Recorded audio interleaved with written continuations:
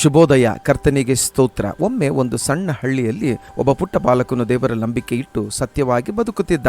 ಎಲ್ಲರೂ ಅವನನ್ನು ತಿರಸ್ಕರಿಸುತ್ತಿದ್ದರು. ಆದರೆ ವರ್ಷಗಳ ನಂತರ ಅವನು ಒಬ್ಬ ಪ್ರಾಮಾಣಿಕ ಅಧಿಕಾರಿಯಾಗಿ ಜನರಿಗಾಗಿ ಕೆಲಸ ಮಾಡಿದನು. ಮುಂದೆ ಜನರೆಲ್ಲರೂ ಅವನಿಗೆ ಗೌರವ ತೋರಿಸಿದರು, ಯಾಕೆಂದರೆ ದೇವರ ಕೈ ಅವನ ಮೇಲೆ ಇತ್ತು. ಯೋಷುವ 3:7 ದೇವರು ಈ ರೀತಿಯಾಗಿ ಹೇಳುತ್ತಿದ್ದಾರೆ, ನಾನು ಇಂದಿನಿಂದ ನಿನ್ನನ್ನು ಇಸ್ರಾಯೇಲರ ಮುಂದೆ ಘನಪಡಿಸುವೆನು ಎಂದು. ದೇವರು ಯೋಷುವನನ್ನು ಮೋಶೆಯ ನಂತರ ನಾಯಕನಾಗಿ ಘನಪಡಿಸಿದನು.